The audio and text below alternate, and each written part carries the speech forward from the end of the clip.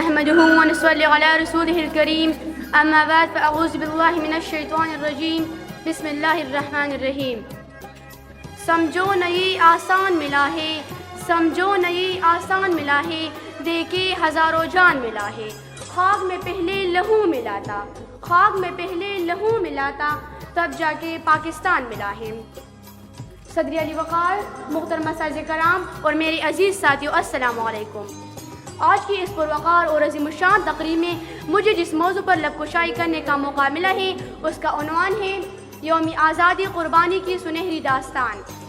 صدر علی وقار، ہمارا وطن پاکستان وہ وطن نہیں جو وراثت میں اس کے بسنے والوں کو ملا ہے، بلکہ پاکستان کی بنیادیں استوار کرنے کے لیے مسلمانوں کی ہڈیاں اینٹوں کی جگہ اور خون پانی کی جگہ استعمال ہوا ہے. اس کی تخلیق کا اندازہ صرف وہی کر سکتا ہے جس نے تعمیر پاکستان میں اپنے عزیز وقار قربان کیے.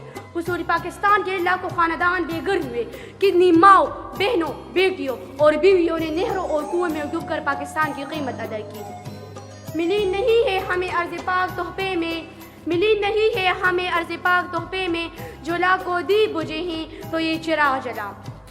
جناب صدر، 14 اگست 1947 ایک ایسی تاریخ جب غلامی کی زنجیریں ٹوٹی اور ایک نئی صبح نے اسلامی تشخص کے پرچم تلے جنم لیا. یہ دن فقط آزادی کا اعلان نہیں تھا بلکہ ایک نسلی، ایک عقیدے اور ایک منزل کا آغاز تھا. آزادی کی ایک سانس غلامی کی 1000 سالہ زندگی سے بہتر ہے. آزادی دنیا کی سب سے بڑی نعمت ہے. چمن کو خون سے سینچا ہے ہم نے، چمن کو خون سے سینچا ہے ہم نے، تب جا کے یہ آزاد فضا ملی ہے ہم کو.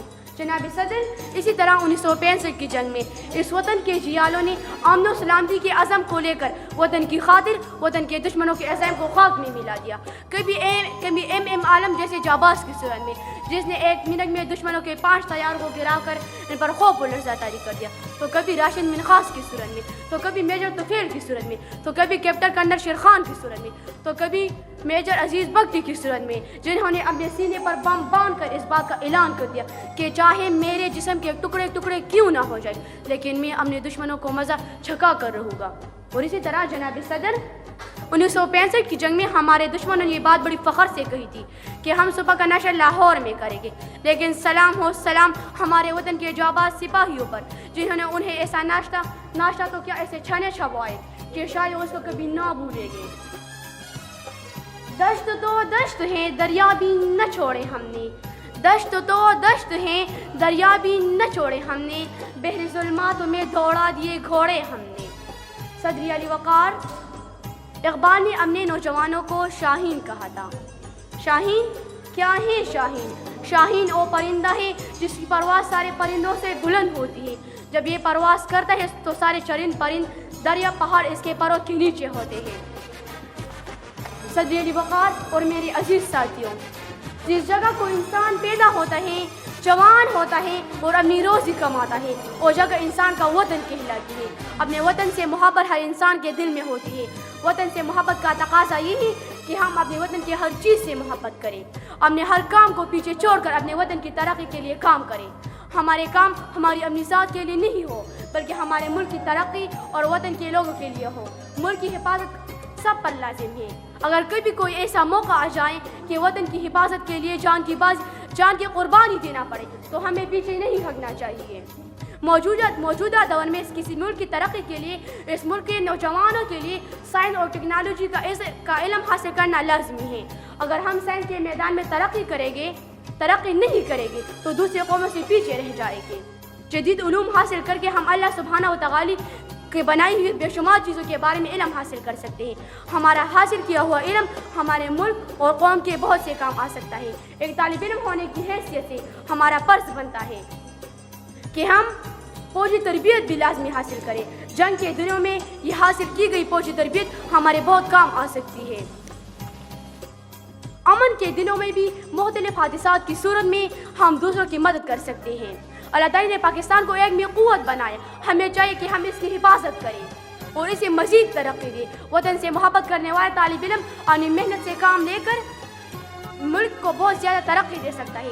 ہمارے ملک میں بہت سے کارخانہ اور فیکٹریاں ہیں. لاکھوں لوگ ان کارخانوں میں کام کرتے ہیں. ان کارخانوں میں کام کر کے ہم اپنے ملک کے لوگوں کی ضروریات پوری کر سکتے ہیں. اپنے ملک میں بنائی ہوئی چیزوں کو ہم ملک کی ترقی میں استعمال کر سکتے ہیں. ہم کارخانوں میں جتنی زیادہ محنت کریں گے ہماری آمدنی میں اسی قدر اضافہ ہوگا. ہماری آمدنی میں جتنی زیادہ اضافہ ہوگا ہم حکومت کو اتنی ہی زیادہ ٹیکس ادا کریں گے. یہ ٹیکس ملک کی بہت سی ضرورتوں کو پورا کر سکتے ہیں. اس ٹیکس سے نئی سڑکیں اور پل بنائے جا سکتے ہیں, نئے کارخانے بنائے جا سکتے ہیں, لاکھوں لوگوں کو روزگار فراہم ہو سکتا ہے.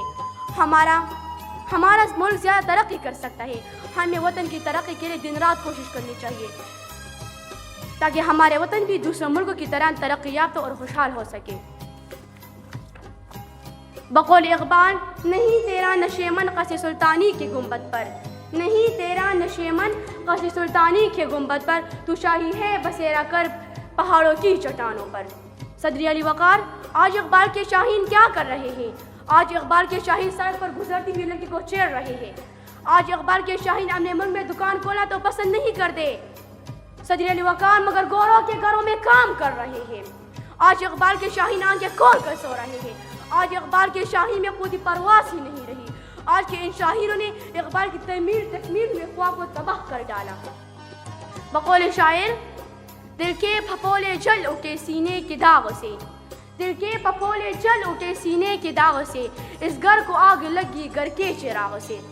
صدر علی وقار, میں بحیثی طالب علمہ آپ سب سے ایک سوال پوچھنا چاہتی ہوں, کیا ہم واقعی میں آزاد ہیں؟ کیا ہم واقعی میں آزاد ہیں؟ چلیے جواب ہی میں دیتی ہوں, جی نہیں. آپ کی یہ حیران کن کیفیت میں سمجھ سکتی ہوں. صدر علی وقار, آپ سوچ رہے ہو کہ یہ کیا کہہ رہی ہے. صدر علی وقار, کیونکہ آج بھی ہم اپنے نفس کی غلامی کر رہے ہیں.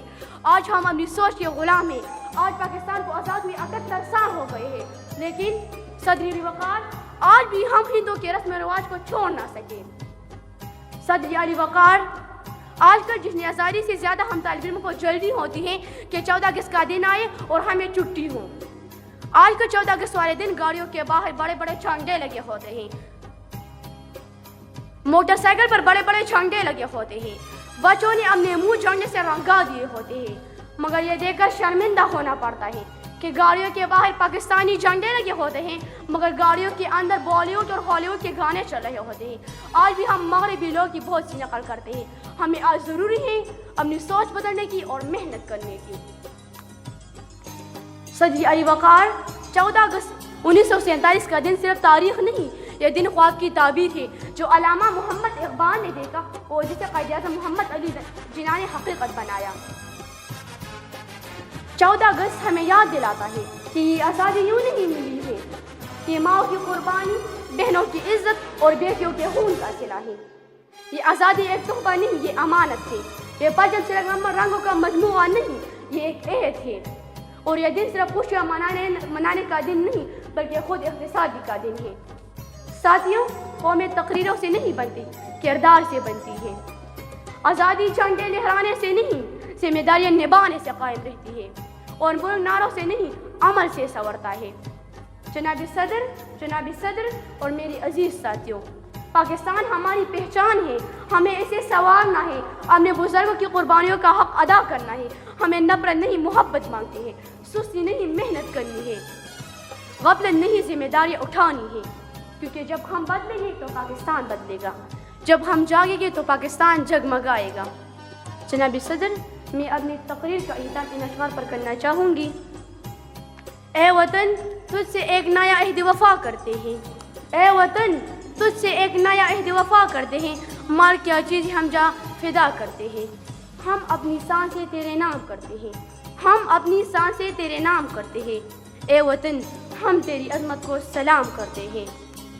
سرخ ہو جاتی ہے جب صحن چمن کی مکھی, سرخ ہو جاتی ہے جب صحن چمن کی مکھی, اسی موسم میں پھول کھلا کرتے ہیں.